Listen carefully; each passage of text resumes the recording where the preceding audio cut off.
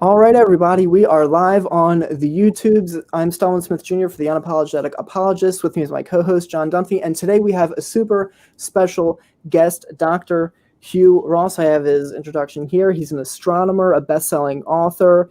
He travels the globe speaking on the compatibility of advancing scientific discoveries with the timeless truths of Christianity. His organization, Reasons to Believe, is dedicated to demonstrating via a variety of resources and events the scientific and biblical faith, or that science and biblical faith are allies, not enemies. I apologize. And I have some of his books up here to show you guys. Why the Universe is the Way It Is, Hidden Treasures in the Book of Job, Navigating Genesis and the Creator and the Cosmos. And one of the ones we'll be focusing on primarily today is Improbable Planet. Dr. Hugh Ross, thank you so much for being here, sir. Oh, you're very welcome.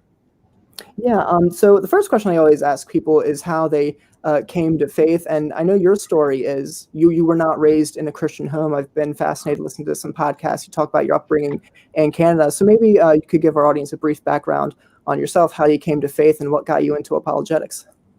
Well, you're right. I was born, raised, and educated in Canada, but I got interested in astronomy when I was 7. From the age of 7 onwards, I was reading about 5 books on physics and astronomy a week. And when I got into my 16th year, I did an in-depth study on cosmology, the science of the origin and history of the universe. And that's when I realized of all the different explanations and theories for the universe, the Big Bang was the one that had the observational support. And I realized if the universe is Big Bang, then it's got a beginning. If it's got a beginning, there must be a beginner. And so I said, I need to find this cosmic beginner. And I began searching for him first in the writings of Immanuel Kant and René Descartes, and discovered they had the wrong concepts of space and time. And so that's when I began to look at the world's holy books, went through the Vedas, the Quran, the Buddhist commentaries, Baha'i writings, Mormonism. Finally, I did pick up a Bible. Now, when I tell people I really didn't get to know Christians until I showed up at Caltech at the age of 27, that was to really get to know Christians well. I did see 2 Christians from 30 feet away when I was 11 years of age. And these were 2 men in business suits that came into our public school, put 2 boxes on our teacher's desk, left without saying a single word. But in those boxes were Gideon Bibles. And so I took a Gideon Bible home, but did not pick it up until I was 17. But at age 17, I began to go through it, realized how different it was from all these other holy books I looked at. And over the course of 18 months, began to discover that this is a book that predicts future scientific discoveries and is always correct in what it says about science. And I discovered that it's in several different places. It predicted that the universe would be a Big Bang event. And so, and then also got all the creation events right in the creation text, both the description and the order. So I was at age 19 as I signed my name in the back of a Gideon Bible, committing my life to Jesus Christ. Yeah, that's awesome. Contrary to, atheists like to tell us that people of faith, well, it's just a coping mechanism, or something that helps us cope with death or make us feel better. So it's always interesting to me to find people who were brought to it because of the evidence. Yeah, so we are gonna be talking primarily about. I think I remember when I was introduced to this topic, it was 2016, and you had appeared on Frank Turek's Cross-Examined radio show to discuss this book, Improbable Planet. And about midway through, I remember you made this statement that just blew me away. You said the laws of physics are designed such that once evil is introduced into the world, God can use it optimally to eliminate it as quickly as possible. We're within the realm of letting it do its effects. So maybe we could start there, and you could expound on that a little bit. Yeah, that was the subject of an earlier book, Why the Universe is the Way It Is, basically making the point that God chose the space-time dimensions that govern the universe and all the laws of physics and the gross dimensions of the universe as tools in his hands to rapidly and efficiently eradicate evil while he is enhancing the free will capability of humans to choose redemption to experience and express love. And what's unique about Christianity, it's a two creation model. The first creation is where God eradicates evil while he enhances our free will capability. The second creation, a new creation, is a realm where evil never exists and will be released to experience love in a way that's simply impossible given the current physics of the universe. So, for example, one of the crucial ingredients to bring about the end of all evil is that we free will beings must be constrained to a single dimension of time that can't be stopped or reversed. We were released into geometric time, for example, evil would run completely out of control.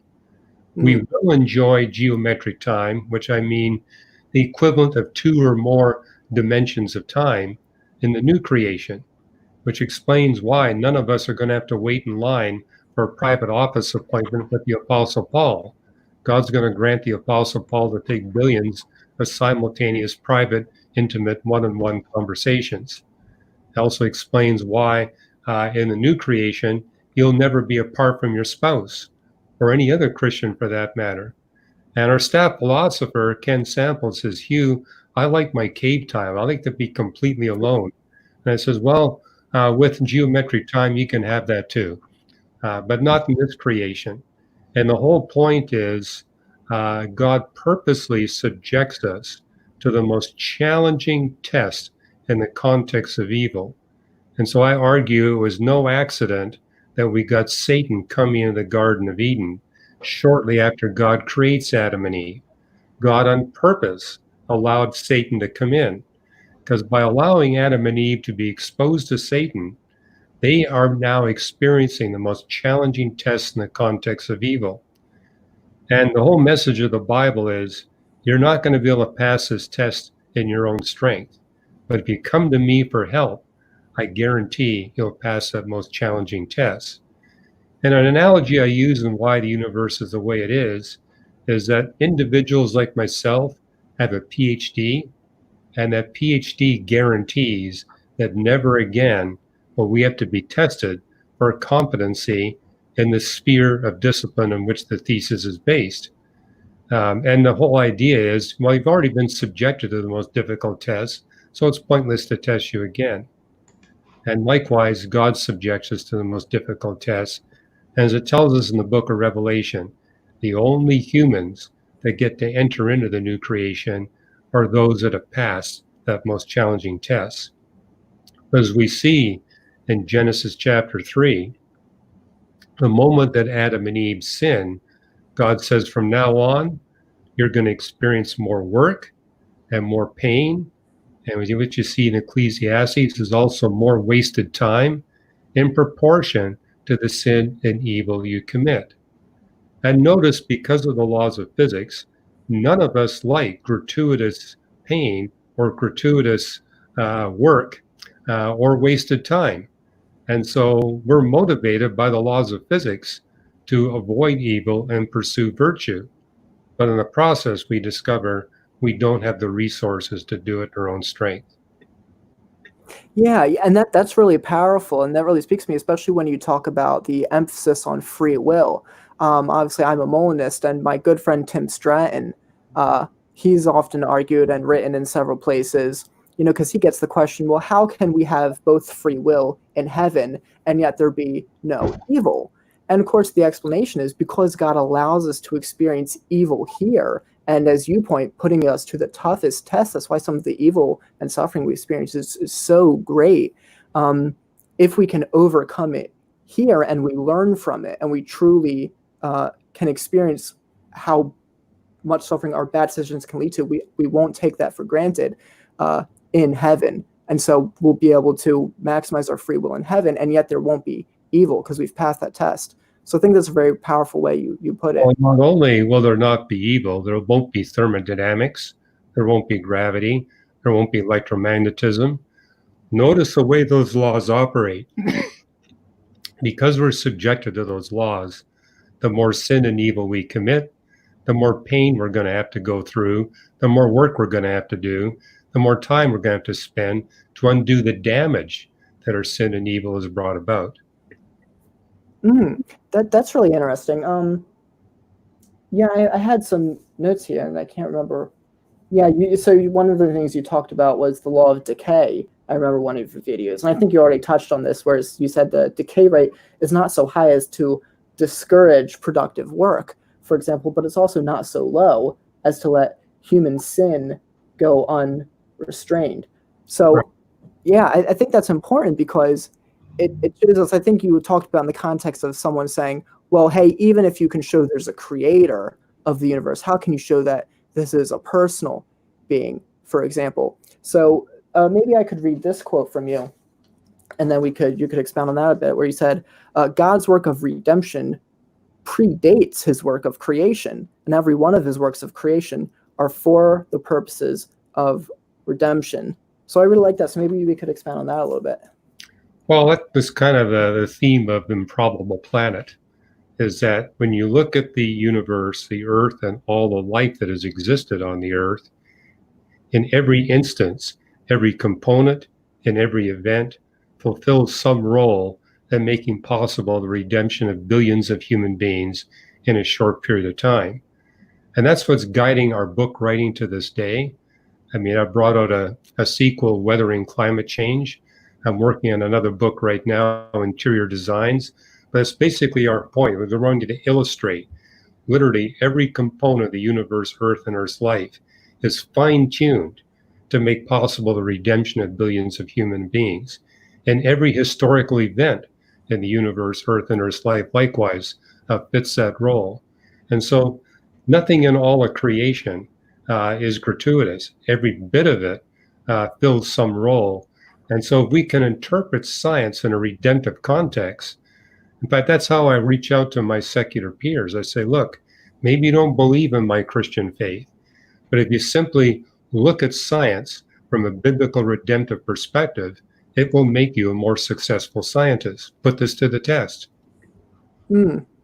Yeah, you had a debate with Peter Atkins, and he very vehemently disagreed with that. But as far as I could tell, he didn't really put forth that much of an argument. I think at most what he accused you of doing was more reading that into Scripture rather than it being a part of Scripture, rather that we just have kind of these ancient texts that don't necessarily mean much, but that you as a 21st century scientist kind of look at it and kind of reinterpret it to fit your scientific theories. How would you respond to someone who makes that claim?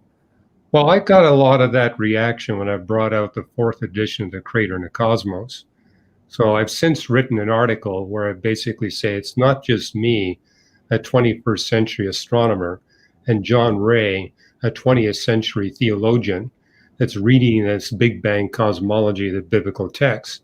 You can actually look at the historical writings of Jewish theologians that lived 800, 900, 1,000 years ago. They drew the same conclusions from the same biblical text. And you can't say that they were biased by modern day astronomical observations. Yeah, so I have 3 questions written down here that I think are related to this topic of redemption. And I think John and we did a video a while back responding to Cosmic Skeptic, and I think we used this book in that episode to respond to him, because he basically said, well, why is the universe so massive?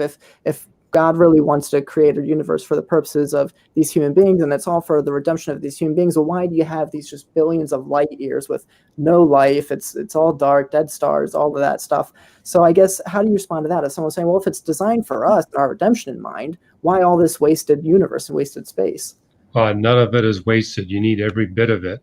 And if you got too much, it doesn't work. If you got too little, it doesn't work.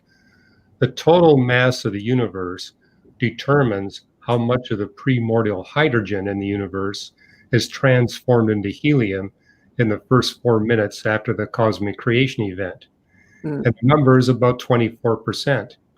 But if you make it a little bit less than that 24%, then the future stars will be unable to take that mixture of hydrogen and helium and make any elements heavier than helium.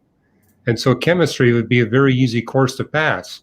You only got 2 elements in the periodic table, hydrogen and helium. But that would rule out the possibility of life. On the other hand, make the universe slightly more massive, and then you get a little more than 24% helium made in those first few minutes. Then the future stars very quickly convert all the hydrogen and helium in the universe into elements heavier than iron. And notice in both cases, you get a universe that has no carbon, no oxygen, no nitrogen, no phosphorus, and no possibility for life. Then there's a second reason. The mass of the universe is a factor, along with dark energy, that determines how rapidly it will expand throughout cosmic history. And it's crucial for life that you get the stars and galaxies and planets showing up at the right time and the right spatial separation so life is possible. That also requires a sane fine tuning of the mass of the universe to make that work. So the mass of the universe must be fine tuned. The size of the universe must be fine tuned for light to be possible. We really do need all of those 200 billion galaxies. Yeah, and running along the same lines, one might ask the question, why is the universe so old? I've heard certain atheists say, well, again, if God's aim is this specific people, why do we have these billions of years before there's any people? So I guess also that question, why does the universe have to be so old? Well, it needs to be that old in order to build up all the elements that you need for advanced life. It doesn't have to be that old for primitive life. But for life like us, it's got to be that old because you need to have advanced beings living on a planet that's super endowed with uranium and thorium. That's something I put into why the universe is the way it is. Earth formed at the moment when uranium and thorium in the universe hit a maximum abundance. It's produced in supernova, but it also radioactively decays. So there's a moment in the history of the universe where it hits a maximum amount. And that occurred when the universe was a little bit more than 9 billion years old. You say, why the extra 4.5 billion? Well, stars are like human beings. They're unstable when they're young, they're unstable when they're old. They're maximally stable when they're middle aged. And for us humans, that stability period is most of our life. But for stars, it's not. There's only a really tiny window in the burning history of a star where it's stable enough for advanced life. And our star, the sun, is at that precise age. And what is that? 4.5 billion years after the sun is formed. So that's one reason why the universe must be that old. I would argue from an apologetic perspective, it also must be that old. Because one of the most persuasive scientific evidences for the God of the Bible is the fact that we can see the light of the cosmic creation event. But it takes time for that light to travel on the space surface of the universe and reach our telescopes. If God put us here 5 billion years earlier, we'd only be seeing the last 2/3 of the history of the universe. And if you put us here 5 billion years from now, dark energy would be accelerating the expansion of the universe much more than the velocity of light. Once again, we'd only be seeing the last 2/3 of the history of the universe. We were living at the only time, 13.8 billion years after the cosmic creation event, when it's possible for observers to observe 100% of the history of the universe. Just like God wanted us to be able to read all 66 books of the Bible, likewise, he wanted us to be able to read the entirety of the cosmic creation story. And it's amazing. We astronomers can directly witness the universe being created. It's not indirect, because of the velocity of light, we look back in time and we can actually see the state of the universe by direct measurements when it was only 100 billionth of a trillionth of a trillionth of a second after the cosmic creation event. That's how close we can get. Wow. And our capacity to make those observations that gives us a very compelling scientific argument for the God of the Bible. Mm. So yeah, I do have some more questions. John, you've been politely quiet the whole time. I wanted to bring you in if you had anything you wanted to ask Dr. Ross.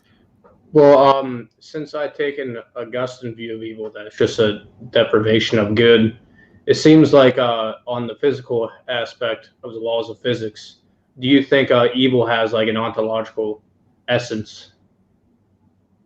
Well, God's desire in creating, I mean, he was all by himself, the Holy Trinity, before he created anything. And we mentioned earlier how God began his works of redemption before he created anything.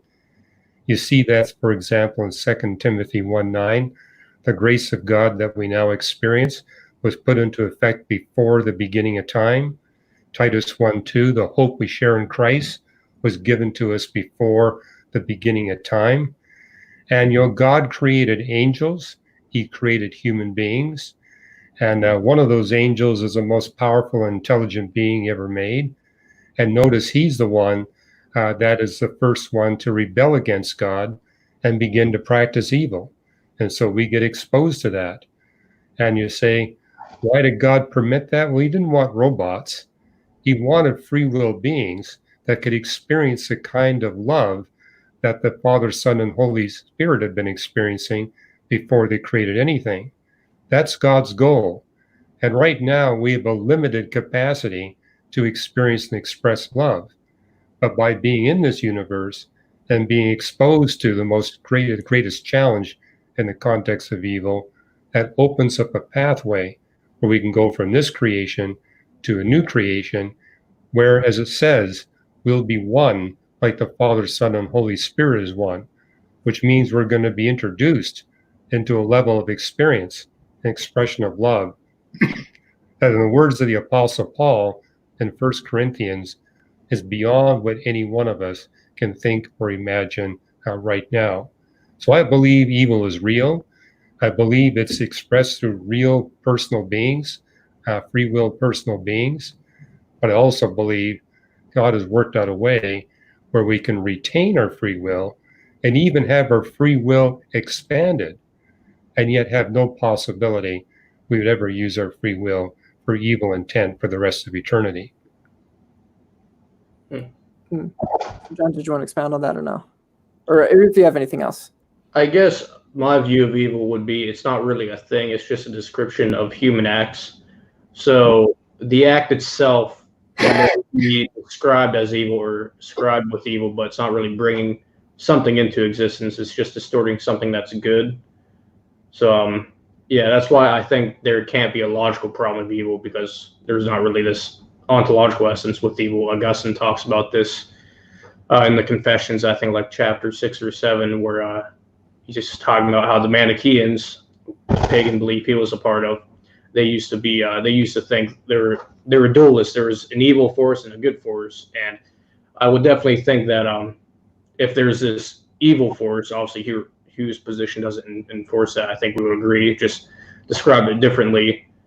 Then that would be some sort of problem for God being all good, and then this evil force existing co-eternally with God. But yeah, I ultimately think that evil is just a description of how humans act and feel about certain situations. Well, you're right.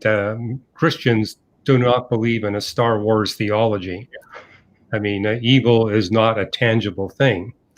So to describe it as a force, or to describe it as matter, or as energy, is a mistake.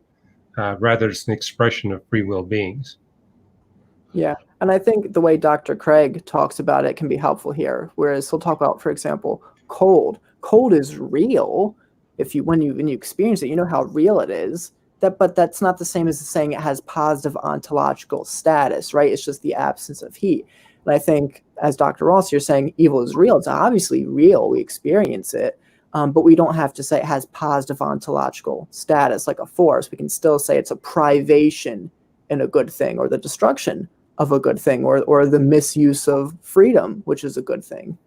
And a whole lot less ontological than cold, because the absence of heat is a real thing.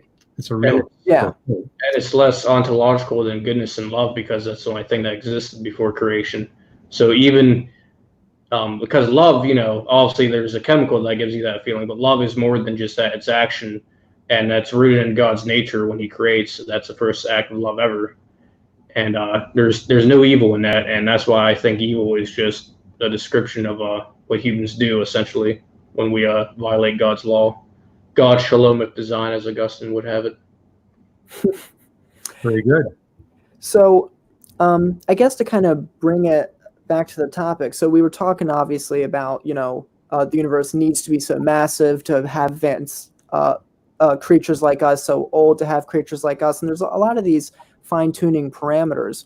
But I guess specifically when we're talking about the redemption of God's people, it's not just fine-tuning so that we can exist and have a planet to exist on, because one might argue that God could have fine-tuned a universe that we're just kind of pleasure-seeking creatures and we just have all good things and we don't have to work necessarily. So what would you say are the kind of arguments that we can have from the laws of physics or cosmology that would show not just that God wants creatures, but that he wants to redeem these creatures and bring them into a relationship with himself? Right. I think the way to proceed there is through the fine-tuning argument. This is something that's acknowledged by astronomers and physicists across the theological spectrum. Atheists have written more books on fine-tuning than Christians have, which is interesting. However, the books written by the atheists and agnostics typically talk about the fine-tuning that's necessary to get microbes, or the fine-tuning that's necessary for prebiotic chemistry to be possible. And what we need to recognize is, yes, there's a certain level of fine-tuning revealed in nature for prebiotic chemistry. There's more fine-tuning that's revealed when we look at actual living microbes. There's still more fine-tuning revealed when we look at multicellular life. And then it goes up again when we look at plants and we look at animals. And then we look at soulish animals like the birds and the mammals that are able to experience emotions and have some level of consciousness. And it goes up another several orders of magnitude when you look at the fine-tuning that's necessary to get the equivalent of human beings. But the greatest exponential rise in the fine-tuning evidence comes when you look at the context of what it takes to have beings like us humans, where billions of us live at one time in one place, where we can be redeemed from our sin and evil. That's where you get the greatest fine-tuning of all. Because the reaction I frequently get from atheist scientists is to say, why do you think this fine-tuning reveals a personal God? It's to specified purposes. And it's often they think there's only one purpose for God creating. No, there's over a dozen distinct purposes that we can recognize. I think there are more, but at least a dozen that we humans are able to recognize. And when you look at that panoply of different purposes, and particularly the fine-tuning and how the fine-tuning evidence exponentially increases as you move towards the doctrine of redemption, that to me gives you a powerful argument for the personal, creative, redemptive God of the Bible. Yeah, that's very powerful. So real quick, I do want to bring in just a quick clip of Christopher Hitchens, and this is from a debate he had years ago with William Lane Craig. And obviously, Christopher Hitchens isn't a scientist or an astrophysicist. Nevertheless, I feel the way he presents the arguments is powerful because it's rhetorically powerful, even if it's emotionally based. This is what people, I think, cling to all too often. So I thought this would be a good. Much too far with what was until recently thought of as Christianity's greatest failure, greatest of all failures, cosmology, the one thing Christianity knew nothing about and taught the most abject nonsense about. For most of its lifetime, Christianity taught that the earth itself was the center of the universe, and we had been given exclusive dominion as a species over it. Could not have been more wrong. How are we going to square the new cosmology, the fantastic new discoveries in physics with the old dogmas? Well, one is the idea of this fine-tuning, about which I've only left myself 3.5 minutes. I'll have to refer some of this to later in the discussion. This is essentially another form of pattern seeking on the basis of extremely limited evidence. Most physicists are very uncertain, as they have every right to be. In fact, I would say, for physicists, that as they have the duty to be at the moment, extremely uncertain about the spatiotemporal dimensions of the original episode, the Big Bang, as it's sometimes called. We're in the very, very early stages of this inquiry. We hardly know what we don't know about the origins of the universe. We're viewing it from an unimaginable distance, not just an unimaginable distance in space. We're perched on a tiny rock in an extremely small suburb of a fairly minor galaxy, trying to look to discern our origins, but also at an unbelievable distance in time. And we claim the right to say, we can see the finger of God in this process. It's an extraordinarily arrogant assumption. It either deserves a Nobel Prize in physics, which it hasn't yet got, I notice. I don't know any physicist who believes these assumptions are necessary, or it deserves a charge of hubris. Let me make three tiny, quick objections to it as it stands, and I'm no more a physicist than before we finish the claim, because he's going to make points I wrote down, but before we get to that, because it might be too much here, I wanted to give you an opportunity to respond to just what he put forward there. Well, what's interesting is Nobel Prizes actually have been handed out to physicists who made discoveries about the Big Bang model for the universe. And back in 1925, we got a Belgian priest who proposes that the universe indeed has a beginning, where it's expanding from that beginning. When he made that proposal, there was a strong reaction from the astronomical community, basically because they could see the biblical implications. That it's the Bible that teaches that the universe has a beginning. It's the Bible that teaches that the universe expands from that beginning. It's the Bible that teaches that the laws that govern the universe don't change, where one of those laws is a pervasive law of decay. And in that case, that's telling us the universe must get colder and colder as it gets older and older.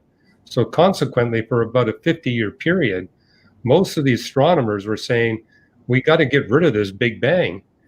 It doesn't fit our philosophical assumptions. But the problem was, the more they studied the universe, the stronger and stronger the observational evidence became for the Big Bang. And so in spite of its obvious biblical implications, Big Bang cosmology now is a standard interpretation of the origin and history of the universe. And I personally have written several books making the point that the evidence for a Big Bang creation event is now beyond any reasonable dispute. Yeah, it's one of those things that's funny. In the Kalam cosmological argument that Dr. Craig uses, whatever begins to exist has a cause, the universe began to exist. That used to be the premise that was challenged, was that the universe began to exist. But now the evidence is so good, atheists have had to turn to disputing the premise that whatever begins to exist has a cause. And I just think that's one of the more philosophically absurd things we see from the atheist side. Well, you bring up another interesting point, because I see a lot of my physics peers challenging the column argument. And what's interesting is how the space-time theorems that come out of Big Bang cosmology sustain the column argument, basically proving that time has a beginning, that time is created. And so, because their assumption is, well, if time has always been here, there's a loophole to get around the column argument. But the space-time theorems prove that that loophole does not work. That's one reason why I spend so much time in the fourth edition of Crater in the Cosmos, basically showing how the latest space-time theorems, again, are beyond reasonable dispute. Yeah, that's great. So I'll bring this back in here. Most of you are. I'll make these lay objections. One, was there pre-existing material for this extra spatio-temporal being to work with? Or did he just will it into existence, the ex nihilo? Who designed the designer? Don't you run the risk with the presumption of a God and a designer and an originator of asking, well, where does that come from? Where does that come from? And locking yourself into an infinite regress. Why are there so many shooting stars, collapsed suns, failed galaxies? We can see with the aid of a telescope. Sometimes we can see with the naked eye. The utter failure, the total destruction of gigantic, unimaginable sweeps of outer space. Is this fine-tuning, or is it extremely random, capricious, cruel, mysterious, and incompetent? And have you thought of the nothingness that's coming? We know we have something now, and we speculate about what it might have come from, and there's a real question about ex nihilo, but nihilo is coming to us. In the night sky, you can already see the Andromeda Galaxy. It's heading straight for ours on a collision course. Is that part of a design? Was it fine-tuned to do that? We know that from the red light shift of the Hubble telescope, or rather Edwin Hubble's original discovery, the universe is expanding away from itself at a tremendous rate. It was thought that rate would go down for Newtonian reasons. No, it's recently been proved by Professor Lawrence Krauss, the rate of expansion is increasing. Everything is exploding away even faster. Nothingness is certainly coming. Who designed that? And that's all if before these things happen, we don't have the destruction of our own little solar system, in which already there's only one planet where anything like life can possibly be supported. All the other planets are too hot or too cold to support any life at all, and the sun is due to swell up, burn us to a crisp, boil our oceans, and die, as we've seen all the other suns do in the night sky. This is not fine-tuning, ladies and gentlemen. And if it's the work of a designer, then there's an indictment to which that designer may have to be subjected. I'm out of time. I'm very grateful. So yeah, there's a couple points there. Obviously, he talked about the pre-existing material, who designed the designer, but his major gripe seemed to be with, the heat death of the universe coming, and this seems like a terrible, cruel design. So you can take those points in whatever order you like, and I have them written down so I can remind you of them if need be. Well, thank you, because I might not remember them all. But he plays the card that I've seen virtually every atheist scientist play, which is, well, if God created the universe, who created God? And they're committing a category error. Any entity that's constrained to a single dimension of time, where time can't be stopped or reversed, that applies to the entire universe and all of us, must have some ultimate point of origin. However, an entity that creates time is not going to be constrained to the time dimension it creates. And so there's every possibility that the God that created time would not be subject to time like we are, and therefore would be an uncreated being. But I would argue only an uncreated being could actually create space-time dimensions. And so just simply pointing out that category error, and the fact that we have space-time theorems that today prove that space and time are created entities. And hence there must be a being beyond space and time that created everything. The second category error he made is thinking that Christianity is a one creation religion. Most of the religions of the world are. I mean, yeah, they all talk about heaven, but the heaven they talk about is basically subject to the same laws of physics and dimensions as this universe. It's not really a transcendent heaven.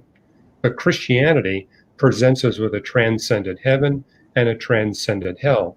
In fact, it talks about how there will come a time when God will speak the universe out of existence and replace it with a brand new creation. So as a Christian, I'm not worried about the sun 4 billion years from now evaporating the earth because I'm convinced that God's going to move us from this creation to the next creation long before the sun becomes a problem. And incidentally, the sun's going to become a problem in just a few million years. We won't have to wait billions. So all these future disaster events he's talking about, like Andromeda merging with our galaxy, yes, that would be catastrophic for us, but that's 4.5 billion years off into the future. And God clearly intends to move us from this creation to the new creation long before that happens. Now, maybe I missed some other points, but you were taking notes. Well, I think the only other point he brought up was there pre-existing material, and I don't know that that's necessarily worth addressing because I think everybody knows that at the Big Bang event, that's when material came into existence. But if you'd like to expound on it, you can. Well, that's part and parcel of the space-time theorems, that there's a moment in the finite past where we have this causal agent beyond space and time, creating space, time, matter, and energy. And, as a physicist, we see, as you look back in time, that there is a time when the universe doesn't have any matter at all. The universe begins with just space and time. 9 dimensions of space and time squished into an infinitesimal volume. But as the universe expands, that space curvature begins to be released. And as it is released, first it brings into existence photons. So now we have electromagnetic radiation. And then shortly afterwards, we see matter particles coming into existence. Now, as a physicist, I can tell you, it can't be reversed. Yes, you got E equals mc squared, where you can transform matter into energy and energy into matter. But in terms of space-time curvature, it's one way only. You can convert space-time curvature into matter and energy, but you're not able to take matter and energy and turn it back into space curvature. That's very interesting. Yeah, I guess as a final question for me before I bring John back in, because you briefly mentioned it earlier about some of the insufficiency of other religions to really answer this problem of, say, because they're one creation events. Maybe you could speak more to that, because I follow very much Ravi Zacharias, who talks about other religions fail to solve the problem of the human heart, like Jesus does. Like, we all struggle with the sin in our own hearts and the suffering in the world, and only Christianity really provides an answer for that. But of course, you've looked into a lot of more of the scientific claims of other religions and their origin claims. So perhaps you could speak more to that, about why Christianity is unique in solving these problems of evil. Well, I think Ravi Zacharias is bringing up probably the most crucial difference between Christianity and the other religions of the world. Namely, it makes the point that you're not going to satisfy this God through good works. God has written his law in the heart of every human being, and even the best moral human beings are not able to live up to the standard of that law. And it makes sense when we look at creation to realize what we see in creation testifies of an all-holy God, a God that's not going to tolerate any expression of evil or sin. And since we're not able to overcome it, he himself must be the one that overcomes it. And that's the remarkable message of Christianity, that God so loved the human species that he was prepared to step in and provide that recompense price for our failings. And so that's the message of the cross, that the creator of the universe, the one that created the entire universe, humbled himself, became a human being, lived amongst us for a few decades, and in that life chose to take upon himself the recompense price for all the offenses, sins, and evils committed by every human being who lived. And if we receive that redemptive offer, then we will be on a pathway whereby we can be completely cleansed of the sin and evil within us, while at the same time our free will capability is being enhanced. And I think the wonderful thing about the Christian message, you get to experience some of that right now. That once you invite the Holy Spirit into your life and invite him to begin transforming your life, he will do that very thing. You can actually witness and experience the transformation where sin and evil step by step gets reduced in your life. Yeah, that's beautiful. So John, do you have anything? I was going to start looking in the comments while we have a few minutes left, but I was going to hand it over to you. Yeah, so my presumption is that Hugh takes the timeless view of God, that God is timeless outside of time, doesn't necessarily experience one moment at a time, while Dr. Craig would take the view that once God creates, that time is necessary for creation. God becomes temporal in that sense. So what would be your response to Craig? Well, Craig and I have actually discussed this quite a bit. In fact, we had a very friendly debate at Cambridge on God, eternity, and time. And I think Craig's views are a little bit different now than they were back in 2005 when we had that friendly debate.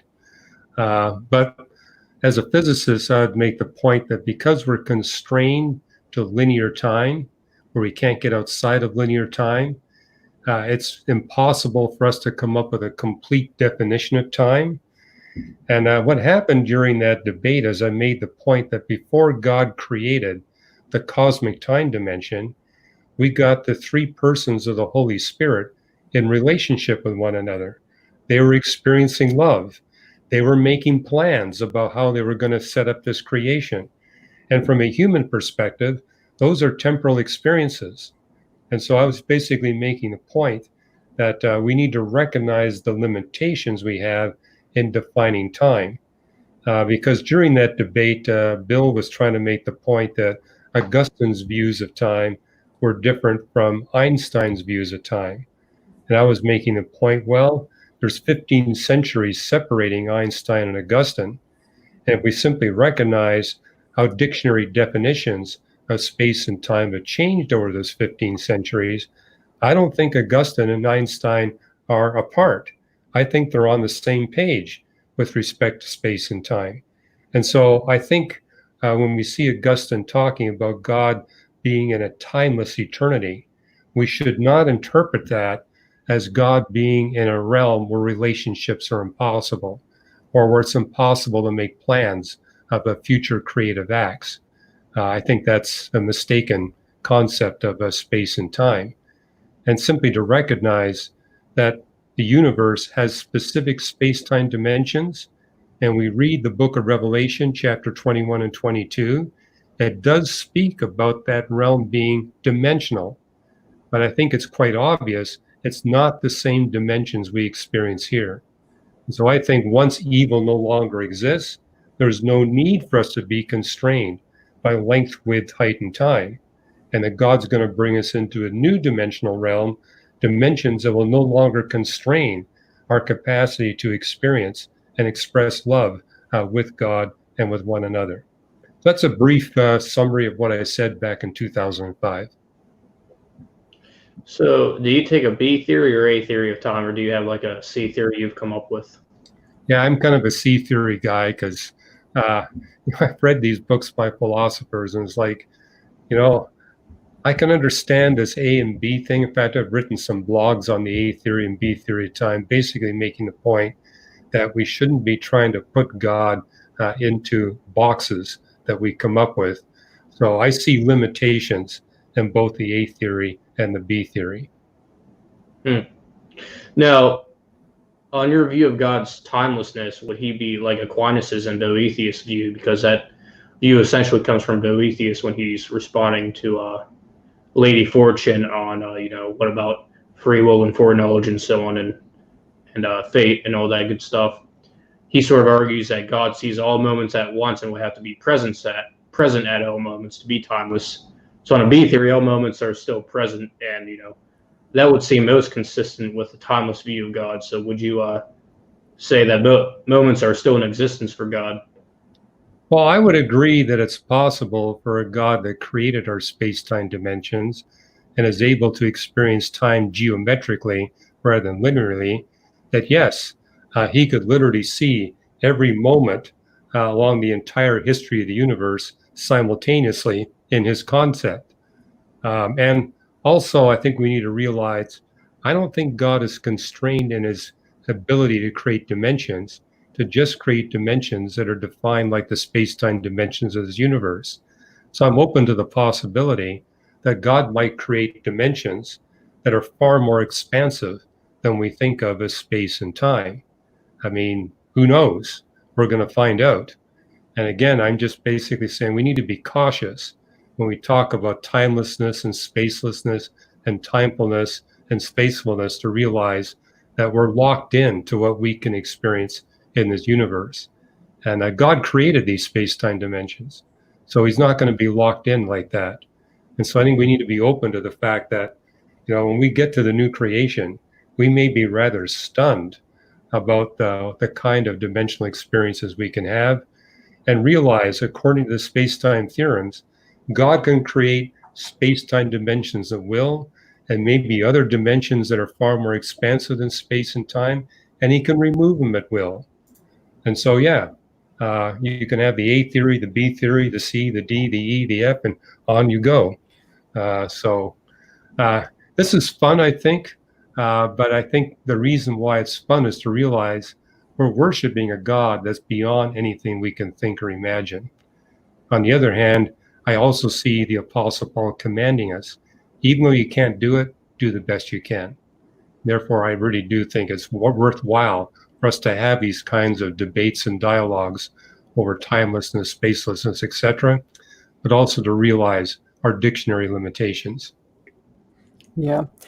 There's a good question here from an audience member. I can't pronounce the name he has, but he says, how about people who seem to profit from sin? How does physics punish them for sin?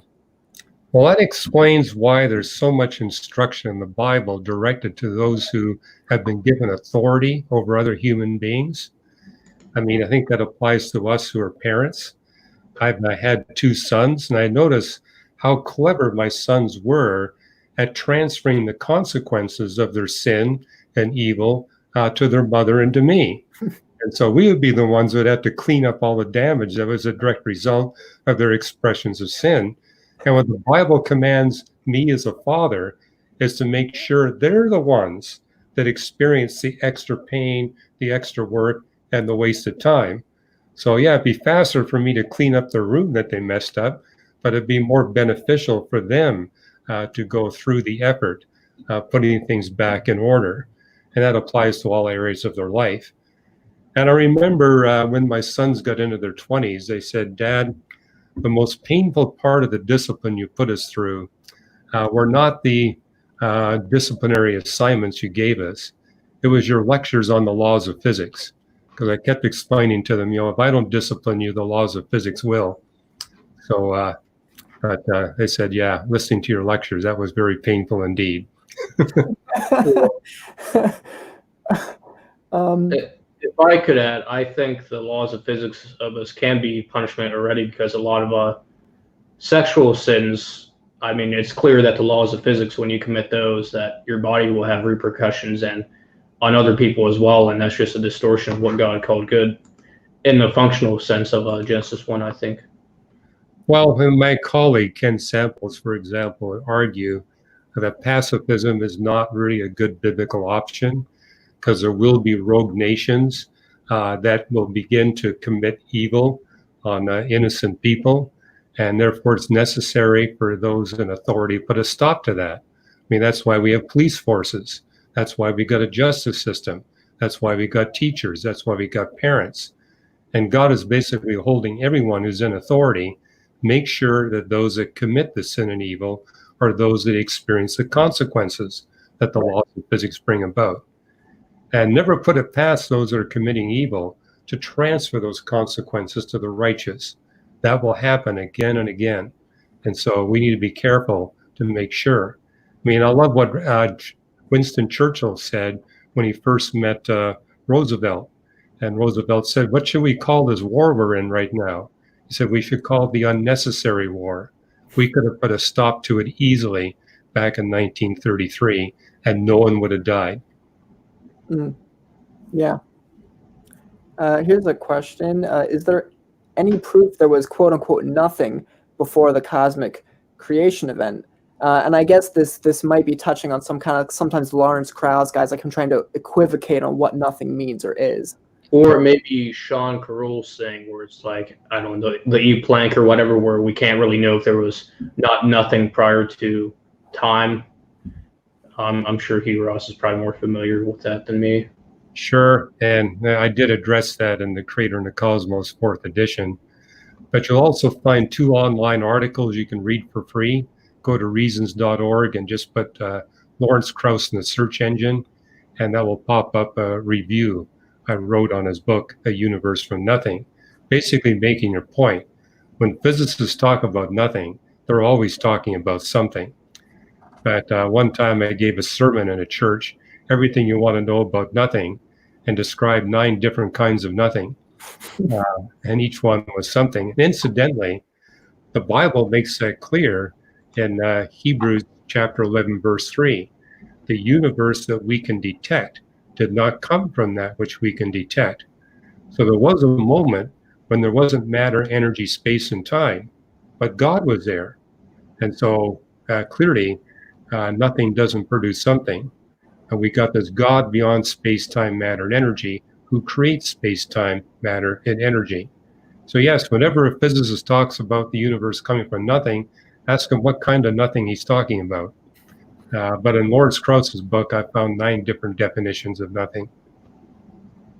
So here's another question, and I think this came up in your debate with Peter Atkins, depending on the falsifiability of each worldview. If the Big Bang is disproven, will Hugh Ross have to adjust his views of how the universe is part of redemption and his other views on physics? Well, there are many different kinds of Big Bang creation models. I mean, that happens in science.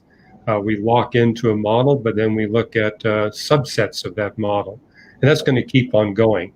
I mean, we're learning more and more about the universe. But the model that's most in favor right now is called the Lambda CDM model, which is basically a Big Bang creation model where the universe is dominated by dark energy and secondarily by exotic dark matter.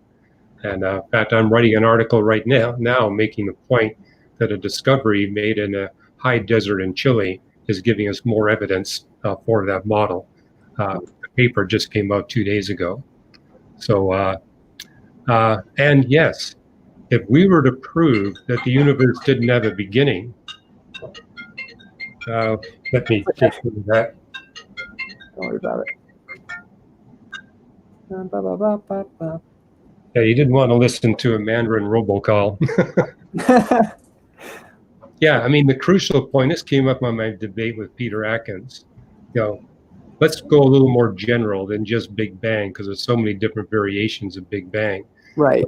Physicists were to prove that the universe didn't have a beginning, that in fact was eternal, that would be catastrophic to the Christian faith, because how much the Bible speaks about the cosmic beginning and how there's a God that's greater than the universe that created the universe.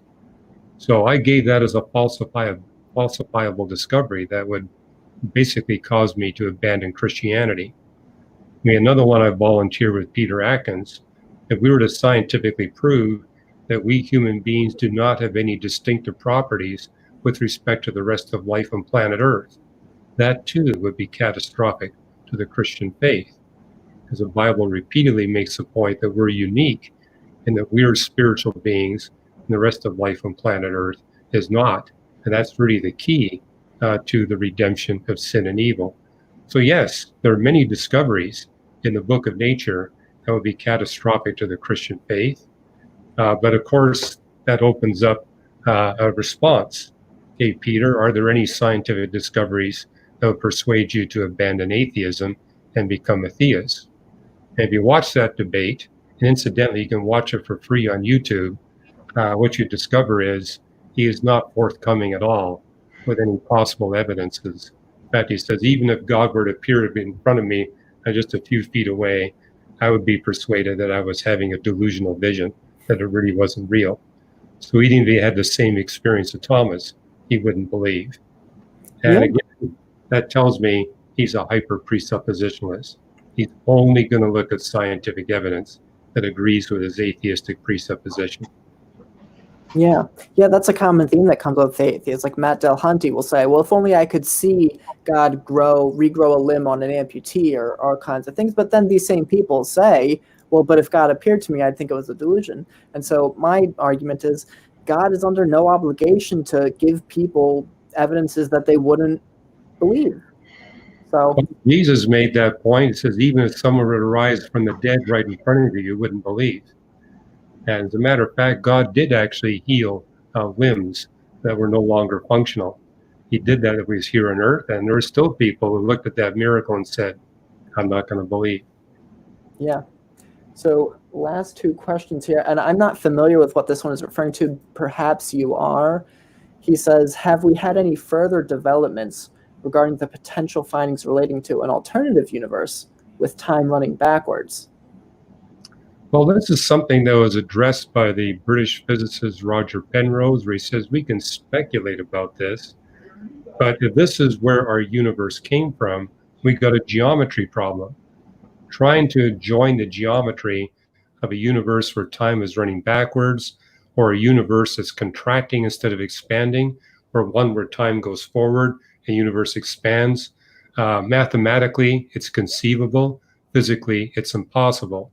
It's the same reason why we physicists reject wormholes. Wormholes are mathematically possible, but it requires joining the singularity of one black hole perfectly with the singularity of a second black hole. Mathematically, it's possible, but the physical probability that the two singularities would ever perfectly touch is zero. Probability they would remain stable is also zero. Well, you got the same problem if you're trying to connect such a universe with the present universe.